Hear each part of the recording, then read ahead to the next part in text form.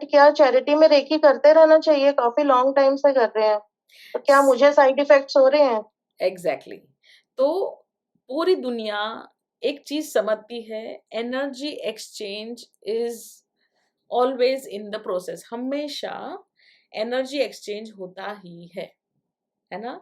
तो आप जब चैरिटी के नाम पे रेकी करती है, तो आपने क्या कहा, ये मैं रेकी करती हूँ आपके लिए, उसके सामने क्या चाहिए मैडम आपको, तो मैंने ये डोनेट किया।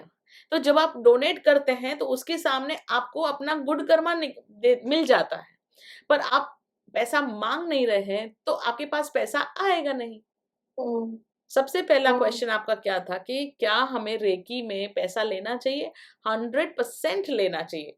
आप कर क्या रहे हैं, आप लोगों को ऋणी बना रहे हैं अपना। मान लेते हैं मैंने रास्ते पे चलते हुए दान कर दी, हम मंदिर में दान करते हैं, हम कम गरीब लोगों को कम खाना देते हैं, मतलब अगर मंदिर में दान कर रहे हैं ना तो ऑप्शन है लोगों को खाना खिलाए, पर हम मंदिर में दे देते हैं। What is the meaning of this? दान करने के लिए हम भिखारी को भी दे सकते हैं, पर कई कई लोग भिखारी को, इंसान को देने के बदले मंदिर में दान करते हैं। ऐसा क्यों करते हैं? क्योंकि जब हम इंसान को दान करते हैं, जानवरों की बात नहीं, जब हम इंसान को दान करते हैं, लोगों को खाना खिलाते हैं, कपड़े देते हैं वगैरह वगैरह, तो हम कहीं ना कहीं उनके साथ एक ऋणी का एक साइकिल बना लेते हैं। अगर हम नेचुरली लोगों को दान करना करना शुरू कर दे, तो समझ लीजिए हम पे उनका ऋण था। और अगर हम किसी की बात सुन के लोगों के ऊपर, लोगों को पैसा देना शुरू करते हैं, तो उसका मतलब हम ऋण शुरू कर रहे हैं। रही भगवान की बात, तो हम हमेशा ऋणी ही होते हैं भगवान के, धरती माँ के, एनिमल्स के, प्लांट्स के, है ना, और हमारे इष्ट देव के। तो जब हम डोनेट करते हैं मंदिर में, जब हम कुत्ते बिल्ली को खाना खिलाते हैं, जब हम प्लांट्स लगाते हैं, पौधे लगाते हैं, है ना, ऐसे गार्डन बनवाते हैं या घोंसले बनवाते हैं चिड़ियों के लिए, तो हम ऋण मुक्त हो रहे हैं, क्योंकि उनके तो हम ऋणी हैं ही। क्यों? क्योंकि we are staying on the mother earth. हम हमारे इष्ट देव के ये रिलीजन में पैदा हुए हैं, तो हम हमारे इष्ट देव के ऋणी हैं। जो भी हमारे भगवान हैं उनके हम ऋणी हो जाते हैं। तो जब भी हम उनको डोनेट करते हैं तो हम ऋण मुक्त होते हैं। और जब हम इंसान को डोनेट करते हैं, हम पे ऋण चढ़ता है। मतलब अगर ऐसा समझ लीजिए मैंने आपको 10 रुपया दिया, अब आप वो 10 रुपया पकड़ के 2 4 6 जन्म घूमती रहेगी कि शेरल आपको मुझे देना है पैसा, शेरल आपको मुझे देना है पैसा। तो आपके पैसे लेने के लिए, मुझे वापस लेने के लिए, मुझे फिर से जन्म लेना पड़ेगा। तो मैम ये फिर मेरे पे वो कर्मास का हो गया, हाँ जी, ऋण हो गया। 100%, तो ये 100%। कैसे ठीक, ये कैसे तो ठीक होगा? इसीलिए तो आपका अच्छा हो आपको चुका चैरिटी, जो ये हो चुका अब क्या करूं? कोई बात नहीं। इसका साइड इफेक्ट क्यों ऐसा लिख रहा है कि जब भी मैंने चैरिटी की है तो मेरा तो पैसा बढ़ना चाहिए, मेरे हस्बैंड से पैसा आना चाहिए, तो वो पैसा नहीं आ रहा है और ऊपर से मेरा वो फाइनेंसेस खराब हो रहा है। क्यों?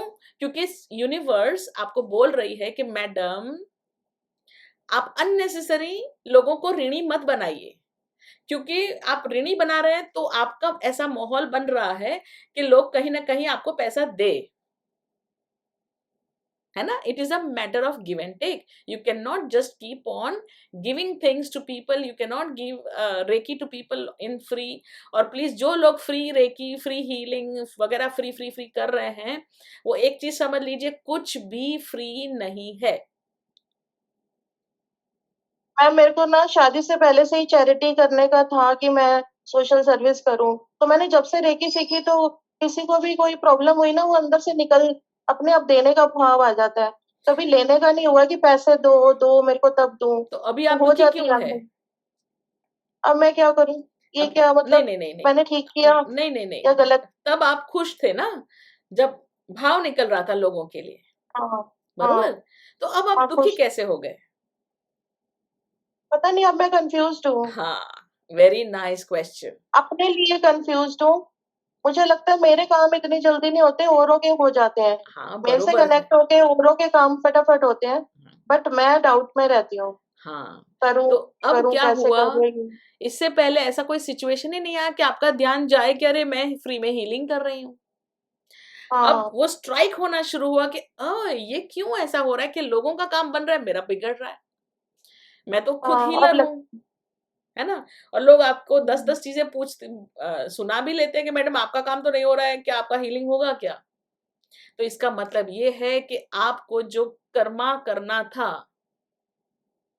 है ना?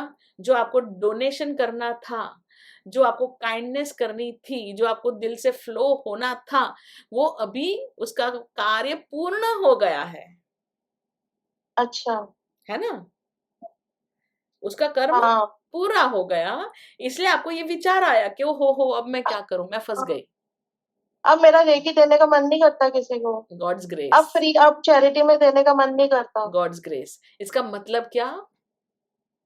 कि अब पूरा हो गया है आपका चैरिटी का काम।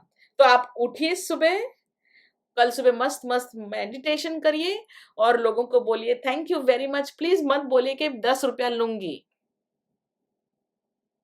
है ना? प्लीज़ ऐसा मत बोलिए कि मैं ₹10 लूँगी, ऐसे सिर्फ़ बहाना लूँगी। नहीं, नहीं, हाँ, कई बारी लगता है बहाना है, चलो 10, 20, 50 ले लो, जबकि नहीं। लोग हज़ारों रुपए ले रहे हैं, अपने मन में तो कभी आया ही नहीं। हाँ, वो आया इसलिए अभी आप मुझसे पूछ रहे हैं, पर है ना?